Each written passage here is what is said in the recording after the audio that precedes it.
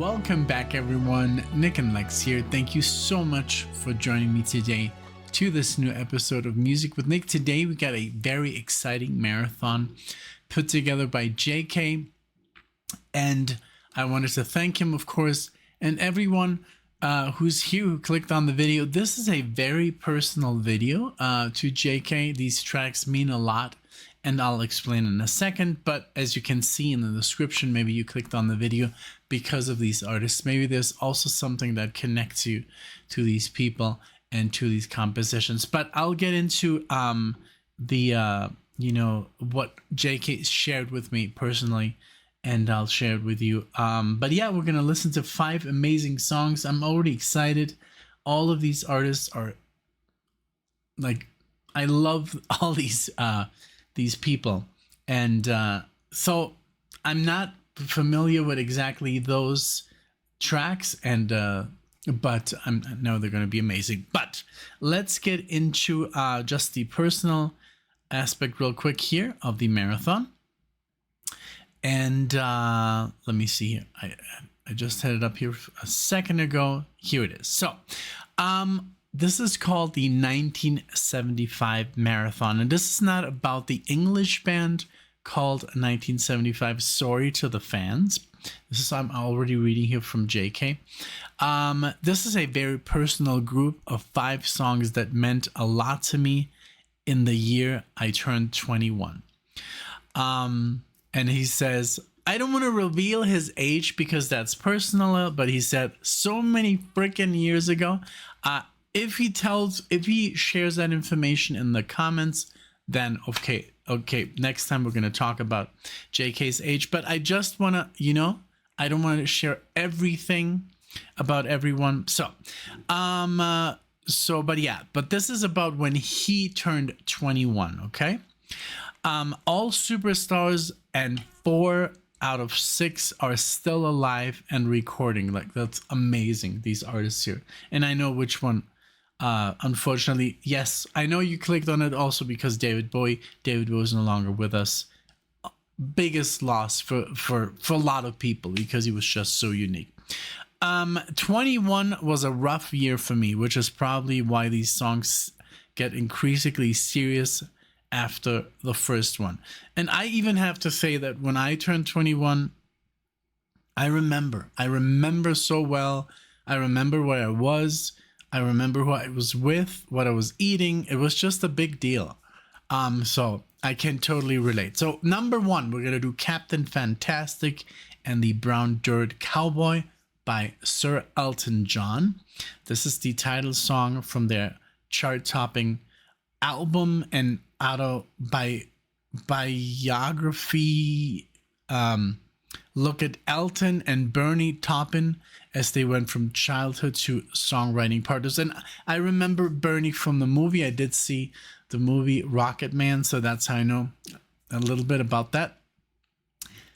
Fame by David Bowie, may he rest in peace, from the album Young Americans. This one you're most likely to know. I think I do. Nick, backup vocals by John Lennon, who knew a few things about the subject. Yeah, he's amazing. Yeah, Fame. Now, once we listen to it, I'll know. Critical Mass, Wind on the Water by David Crosby and Graham Nash from the album Wind on the Water. Nash, song about the global slaughter of whales, which comes after Crosby's amazing vocal treatment. We just did Deja Vu. I'm such a big fan of these guys. It's amazing, especially all of them involved. But Neil Young, because Neil Young, his songs and his just his presence on that album Deja Vu was amazing. And here he comes, Neil Young. Tonight's the Night, the title song of Neil Young's album, which sold poorly at first but has gained a cult status since then. It's about a roadie friend who died from a drug overdose. I love Neil Young's voice. I love that man. And we're gonna close it up with Idua, one of the I think one of the best duos who ever existed. My Little Town by Simon and Garfunkel. Their last studio recording together, released on each of their 1975 solo albums. Imagine that's when they stopped recording together. 1975. That's insane. That's before so many people, that most of people that I know were not even alive in 1975. Still crazy after all these years. Simon and Breakaway Garfunkel. Hard to believe these songs are 50 years old. Thank you, Nick JK. Thank you so much for, for sharing this with us. And, if you don't like the introductions, you can skip them. Please show respect to the person that respected these marathons, because that's what they, it's a part of how I do my videos. And if you don't like it, then just forward it. I might even leave a little mark where the music begins, but it's, it's, for me, it's so important to talk about these things, because that's how we listen to music. There is a history. There is something that's super special. And I think we should talk about all that. And then you can also talk about things like that in the comments. You can tell us how you felt when you listen to these songs and when you listen to them now. And that's why these intros are a little bit longer, because sometimes Alexia and I were like, hey, let's just skip to the song. We're going to spend about 50 seconds and that's all cool. But this is a marathon. This is about, talking about things and stuff. So Elton John, for me, Elton John has always been in my life since I was a kid, because my mom used to listen to Elton John in the car. And I think we had the best of. So I do know a lot of Elton John. And also just these years we've been doing the channel, we've been doing a lot of Elton John. So I'm more familiar. And of course the movie helped, and just reading, on Wikipedia about the artist. So this is, let's see here, from 1975. And this is the title track. And here we go with the Captain Fantastic and the Brown Dirt Cowboy. Let's go. I mean, let's break it down into like 3 parts or 2 parts. Just the music here was so rich, because we're going to get to the lyrics. I was reading along, and there's like obviously a lot of history that I have pulled up, because I wanted to talk about, this whole thing. So just as a first time listen, Elton John always delivers. I think I've never really heard like a bad Elton John song. I'm sure there are, like every musician has a bad song or maybe a weaker song, but just the recording of the guitars, these like steel string guitars, there's something about them. And I'm more a fan of nylon. I don't even know, but if you put them in the right context, they are so effective. The strumming, the panning of the music.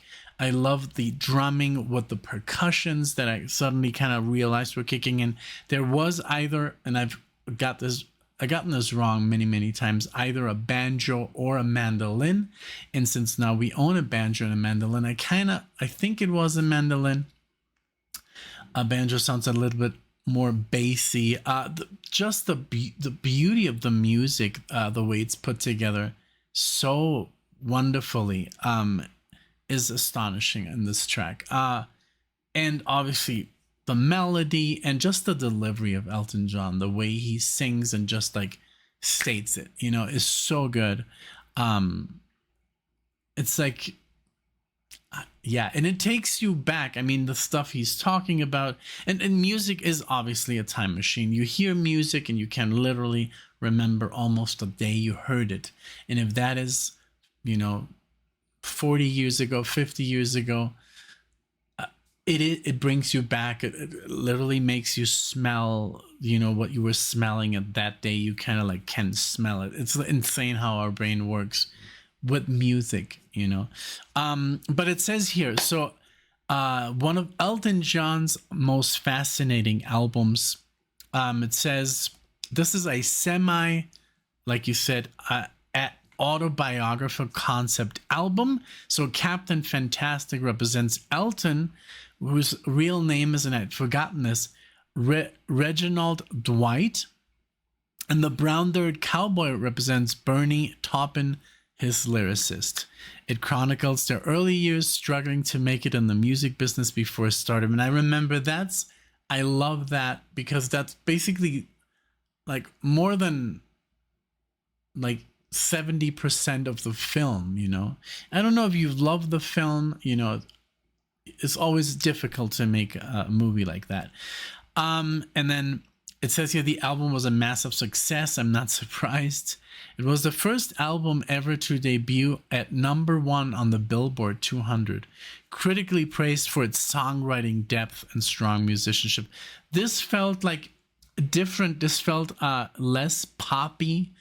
This felt obviously more narrative driven. You know what I think, and I really like the style from Elton John. I obviously like his, you know, more, you know, songs about love and all this stuff, and you know, the popular genre, you know.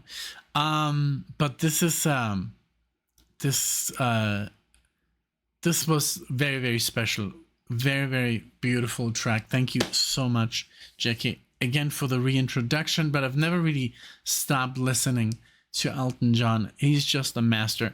300 million records sold, says right here on Spotify. Like, imagine, that's just that's a feat. All right, so here we go with David Bowie, Young Americans. Of course, from 1975 as well, like they're all from 1975. But just checking, so the track Fame. So let's see if JK was right with this. Let's see if I know. I'm a huge David Bowie fan because I like his chameleon-like approach to everything he ever did. He was always dressed differently. His music always sounded differently. He was always kind of like adapting, reinventing himself. I love that, and I just love his voice. My first kind of like discovery to David Bowie was through the movie Labyrinth, of course, because I never heard him sing or anything. So that was my first, and it was such a cool movie because he does sing in the movie, and he has like this very deep voice from the more 80s, you know, mid 80s that he kind of like started doing. And I was just like watching the movie, I was like, who is this? This is like, wow, this is really cool. And of course, I was obviously in love with Jennifer Connelly. She was, I guess, I don't know, maybe like 18 or 17 or 18 years old. And for me, that was just like, oh my God, this girl is so beautiful. And, you know, but she was obviously way, way, way out of my age range or league or anything, you know. So yeah, that's like a beautiful thing. I don't know if you ever, I'm sure everyone had that. I mean, for some people it was Marilyn Monroe, or I think for Alexia's dad it was what's her name? I can't remember right now, but he always mentions her. Farrah Fawcett. Is it? If I'm mispronouncing something here, of course you can correct me. But here, let's go with Fame. Let's check it out.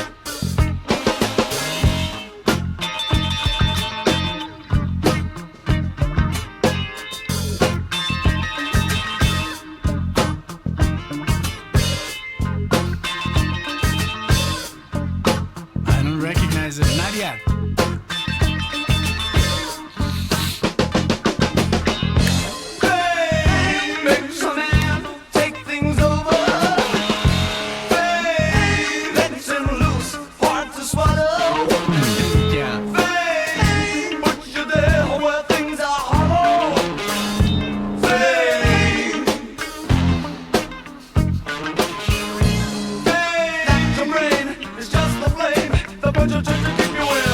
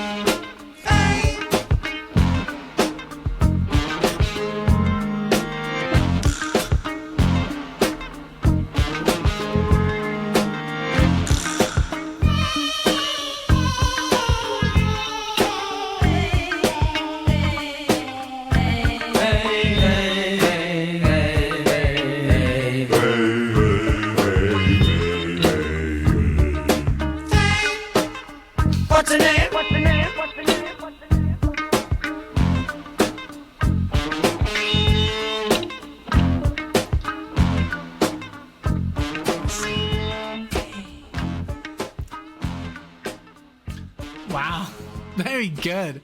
Okay. I'm super surprised because I did not know this, but look, I could have, I'm sure I've heard it before, because I did own a pretty massive best of by Bowie, and it must have been on there because I just read that it's Fame was Bowie's first number one hit in the US Billboard Hot 100. So I'm sure maybe I've heard that Fame, that like just the chorus there in a movie or something, like a scene or something. It was familiar, but not the whole song. I love the funkiness here, with the great bass line and that fuzz, that it sounded almost like something like Prince would have done, but the fuzz, it reminded me really like a lot of Jimi Hendrix, like fuzz, that, you know, that this before distortion was a thing, or overdrive. I mean, overdrive was always overdriven fuzz, but like distortion, I think, came a little bit later. I think this was great. And there's a bunch of that I pulled up here on Wikipedia. It says the track came out of a jam session in New York with John Lennon. Lennon contributed backing vocals on the famous Fame falsetto hook. So I don't know, is that accurate? Because you said it was Elton. Let's see. It says co-writers Carlos Alomar, John Lennon.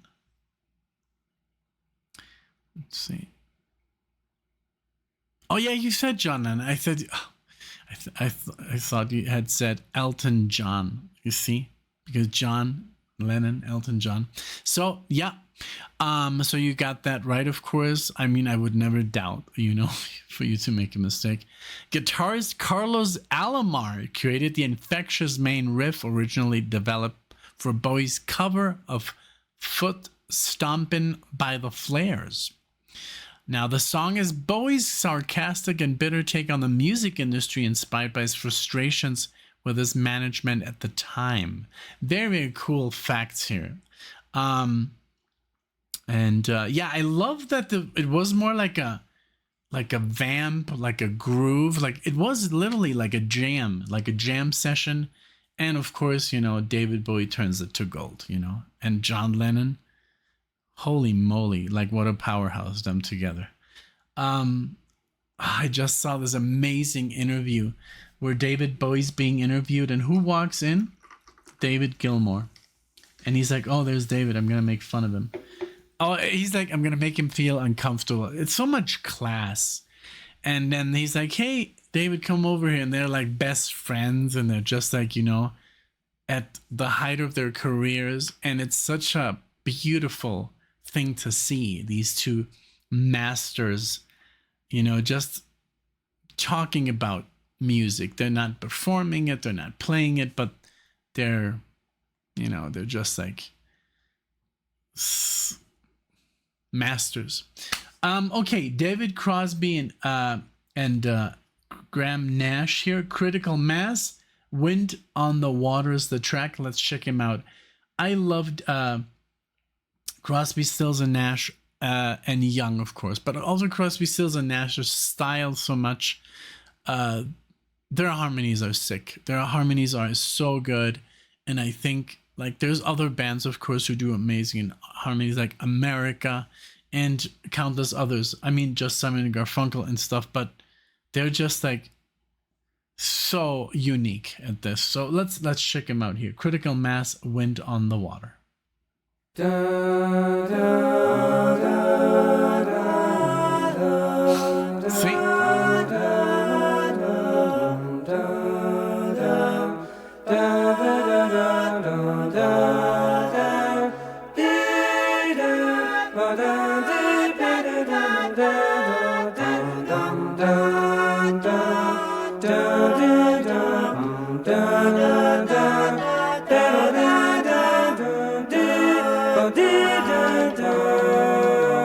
Things like that.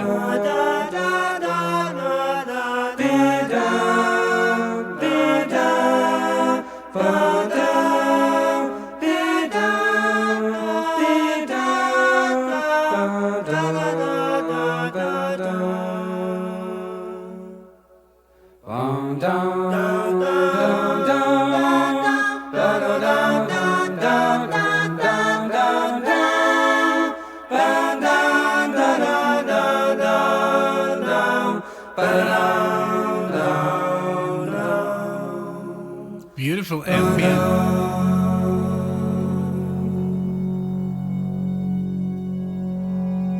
Beautiful haunting stuff.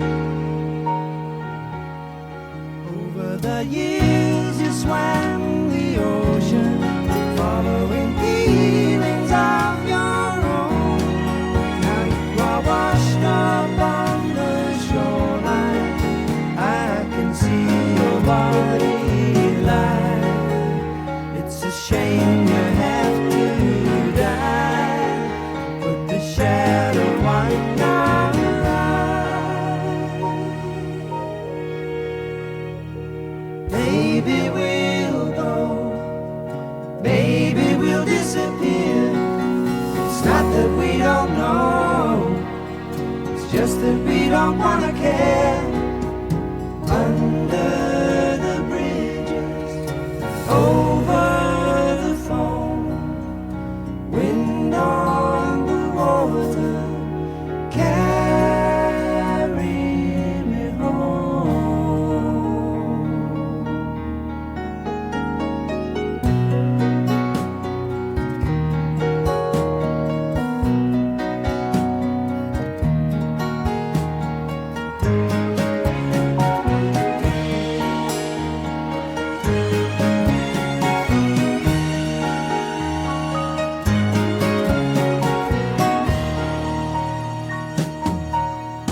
Over the years you swam the ocean, following feelings on your own, and now you are washed up on the shoreline. I can see your body lie.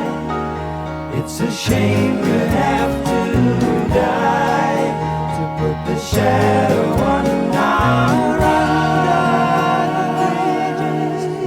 Over the foam, wind on the water, carry me home.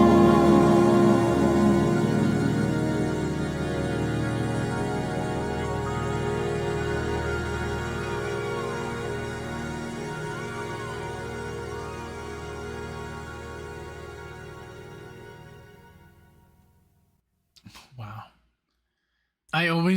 That's like my typical response. Like when I hear something new, it's like, wow, that's the best thing I've ever heard from them. Was amazing. The beginning with the choruses, the very ethereal. Is it ethereal? I think it is. Like I've said, my English sometimes kind of fails, but what an amazing way to play the piano, and then the last chord kind of like also play it on the guitar. I think with some kind of like with harmonics. I think they're doing that. It sounded so amazing, and then that those strings. Oh, it sounded almost like progressive rock. Just the start of the song, that kind of like haunting arrangement, and that goes the critical mass into Wind on the Water. Unfortunately, there were no lyrics, so but I did catch the Wind on the Water lyric, when God made the whales, he saved the best for last. So that's oh man, this was so good. It's like emotional, melodic, perfect. It's perfect. It's like literally one of the best songs I've heard by Crosby, Stills, and Nash. Holy moly. It's like literally like a perfect showcase how to do harmonies. And I heard only two singers. It was amazing, and obviously very heartfelt, because even back then in the 70s, people were already concerned about the whales, and we should be. It's still a thing. It's just so it's so sad, that there's so many people who don't give a shit, about anything. Especially, in the last decade, people have become very like, as long as you don't mess with me, everything's fine, but everything else, I don't care. That's a very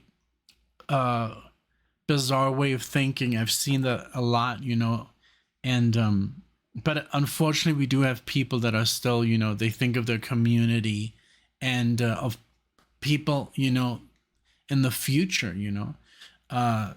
We want this planet, to last for our kids and for our grandkids and their kids and their grandkids, and and a lot of people are just like, well, it's just like, as long as I live, it's fine. Like, I don't care about the rest. That's a very egocentrical way of thinking, but unfortunately, that's just how most of us humans are. You know, we're very ego driven, and it's very, very good when we think not just for us, but for the just people, you know, like our parents. You know, it starts with our parents, I think, and with our kids, you know, and but also with our neighbors. You know, we have to extend, you know, a hand to just do as much as you can, you know. I don't know. That's just the way I was brought up, you know. Like I really enjoy helping others, and it comes back. It really does, you know. Alexia and I, we've been so lucky, but we've also been very like we've been trying to really like extend our hand to everyone that we can forever since we've known each other and before, you know. That's why we got along so well when we met, because we had the same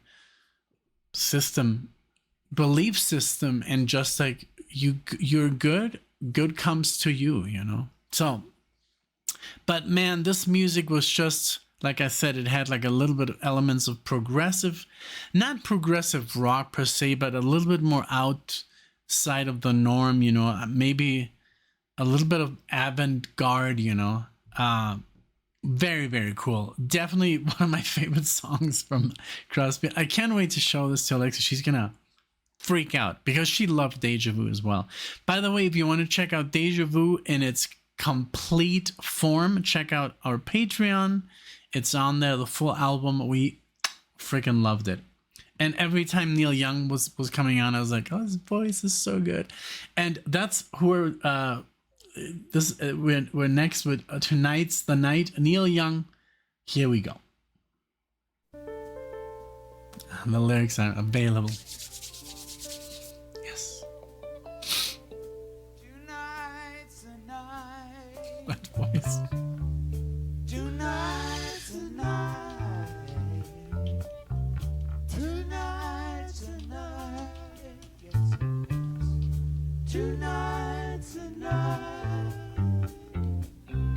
Tonight's the night. Tonight's the night. Tonight's the night. Tonight's the night. Whose spirit was a working man. He used to load that Econoline bag. A sparkle was in his eye, but his life was in his hand. That voice. Well, late at night when the people were gone, he used to pick up my guitar and sing a song in a shaky voice that was real as the day was long. Tonight's the night, yes it is. Tonight's the night. Tonight's the night, yes it is. Tonight's the night. Early in the morning at the break of day, he used to sleep until the afternoon. If you never heard him sing, I guess you want to soon. 'Cause people, let me tell you, it sent a chill up and down my spine. When I picked up the telephone and heard that he died out on the main line. Tonight's the night. Tonight's the night. Tonight's the night. Tonight's the night.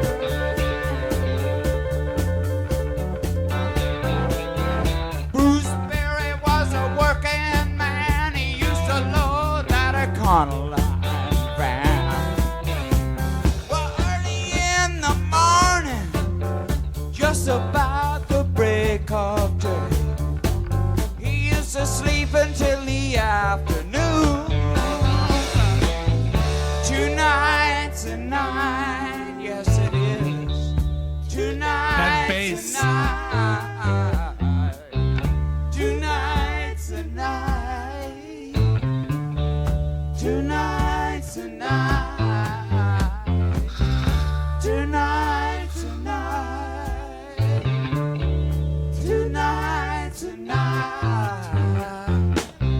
tonight, tonight, tonight, tonight.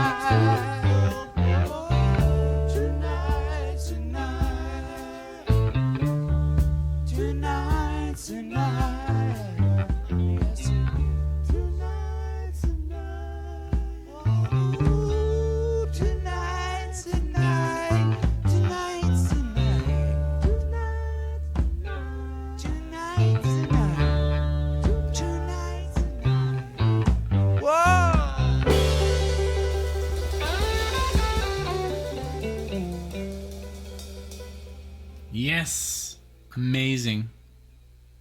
Great, great tune. Just raw, full of emotion. He obviously respected the man. He really loved the man. You know, you can see he lost a friend. I love how loose this was and how, I don't know, you can really feel that it was just like they went with it. They, you know, really cool. Now, the people that don't know the story about this, so it says here, it was written and recorded after the deaths of two close friends. So one was Danny Whitten, the Crazy Horse guitar player, but Bruce Berry was the young roadie that Jakey was talking about. They died from heroin overdoses. Oh, wow. And the album reflects Neil's struggle to process the loss, you know. The recording sessions were often done while drinking tequila during takes to keep the raw, spontaneous vibe. Yeah, you can really hear it. Yes. Yes, I love that it was like not as polished, you know, like it felt more like I said, the rawness, the spontaneous, you know, tone. Very, very cool. Many critics call it one of Neil's most honest and powerful works. Very, very cool. Grief-stricken, cathartic, very cool. A true Dark Night of the Soul album. Wow. Super cool. Very, very good. Thank you so much for this track. I'm a huge fan of Neil Young.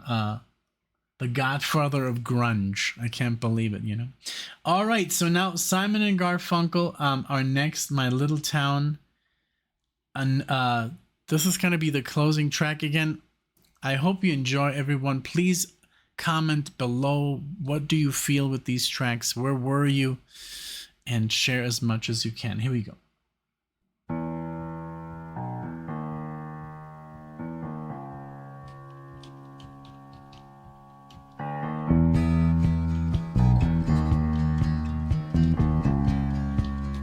Piano.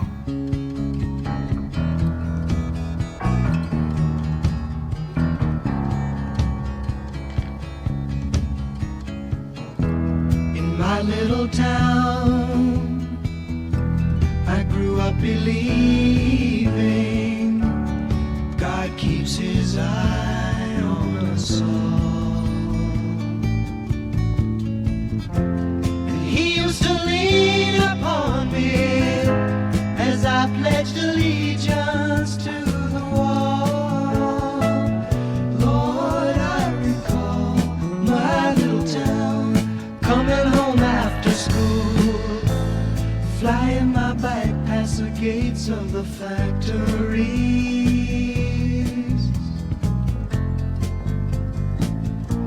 My mom doing the laundry, hanging out shirts in the dirty breeze. And after it rains, there's a rainbow, and all of the colors are black. It's not that the colors aren't there, it's just imagination they lack.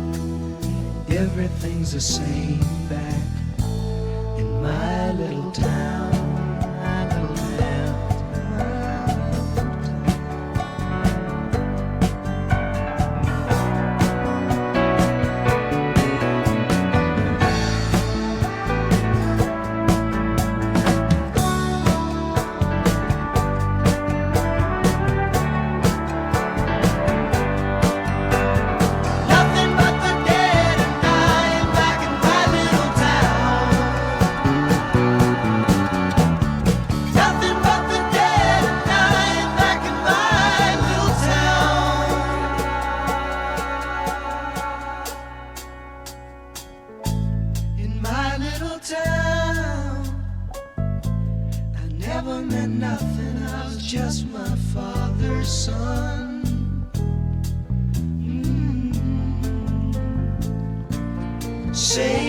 my money, dreaming of glory, twitching like a finger on the trigger of a gun. Leaving nothing but the dead and dying back in my little town. Nothing but the dead and dying back in my little town. Nothing but the dead and dying back in my little town. Nothing but the dead and dying back in my little town. Nothing but the dead and dying back in my little town.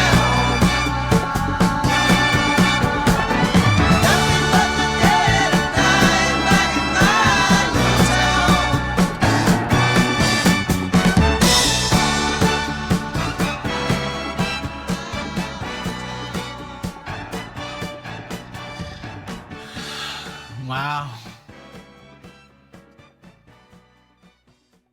Wow, so good. I mean, the harmonies are there, but it obviously sounds like what could have been had they stayed together, you know. So good. I saw that because it didn't sound so, you know, so folky. It sounded more like 70s, like contemporary of the 70s. Like you heard the wah wah da da da. You know, I don't know, something about it, not so acoustic. Very, very cool. So there's some really cool. I pulled up some stuff, and it says My Little Town is released on both albums. This is so cool because this is the way it should have been. Like, I remember one of my two favorite guitar players, they had a band together, and then they separated, and then they wrote a song together, and then they kind of like gambled on who would kind of like keep it, and it sounds so much like them both. I'm talking about Marty Friedman and Jason Becker. And the song called Jewel, the song Jewel. And they kind of betted on a football game, and then whoever won the game, their team, they would keep the song. I think they should have just like put the song on both of their solo albums. And that's what they did here. Still Crazy after all these years, Paul Simon's solo album, this was on, and then Breakaway, Art Garfunkel's solo album. So it says here, this was a brief Simon and Garfunkel reunion after their 1970 split. Paul wrote the song and had Art join him to record it as Simon and Garfunkel release, but it was released on both of their solo albums. So cool. It reached number 9 on Billboard Hot 100 and reminded everyone of their magical vocal blend. I mean, this is like a song like what could have been if they would have stayed together, which is awesome. You know, I wish it would have happened. And I think they did perform then in the 80s, which was, I think, in Central Park. But man, this was very, very different from their usual, you know, more, like I said, the classic sound. It had like a little bit more punch to it, and beautiful. I'm just over the moon with this stuff. But again, yeah, I become a fan so fast. It's so funny because I used to be so I like a lot of the people in the comments, you know, when I post something and they're like, you know, no, I'm not into that. Or just by looking at the cover, or it's new music, it must be bad. I used to be the same way. Like Alexia and I, we had like literally, I think the first 8 years of being together, 10 years. First we listened to a lot of music because I was sharing a lot of my music with her, and she didn't like that at all. But I was into different music. I wasn't into 70s music. I was more into music of my time, but music that's underground. So I was not listening to the radio. I was just listening to artists that I liked, you know, like progressive metal artists and jazz fusion guitar players and crazy stuff like that. And then my high school music, you know, like Metallica and Iron Maiden. So And I shared that with her, and then she kind of like didn't pick up because it's really difficult to get into that stuff. Like it's like getting into ELP, you know, it takes some time. So during like the first 10 years of us being together, we kind of like had like these key albums we would listen to together, like Dire Straits, the first album, or Led Zeppelin 4, or Dark Side of the Moon. We would just go with the classics. And then when we started this channel, that's when we opened up our ears, and that's what she got into, even my music, and now into like 70s prog and rock and all this stuff. But we were like clueless because, I mean, in Puerto Vallarta, Mexico, they play the same stuff still to this day. We just went there for his sister's wedding, and they still play the same music on the radio from like the 80s. So it's just like being trapped in a time capsule. You don't learn about new music over there. And I have to send my friends that still live in Mexico like stuff, or tell them go here and check out this music, and that's how they learn. But on the radio, you will never hear anything new. But this was amazing. Thank you so much, Jake. I really appreciate this. This was a wonderful marathon. I hope you enjoy. I hope everybody else enjoys. And please, you know, I love it when you guys compliment each other on your musical tastes and get a conversation going. That's what the channel is all about. Friendship and, you know, enjoying life and music and sharing, you know, together, and positivity. That's what this channel is about. So please, you know, get your fingers ready and type in what you liked, and, you know, what do you think of this whole... This is a wonderful marathon. Thank you so much, Sugar. I really appreciate it, and I hope everybody enjoyed, and I hope you liked my commentary. I appreciate it, and I hope to see you all in the next one.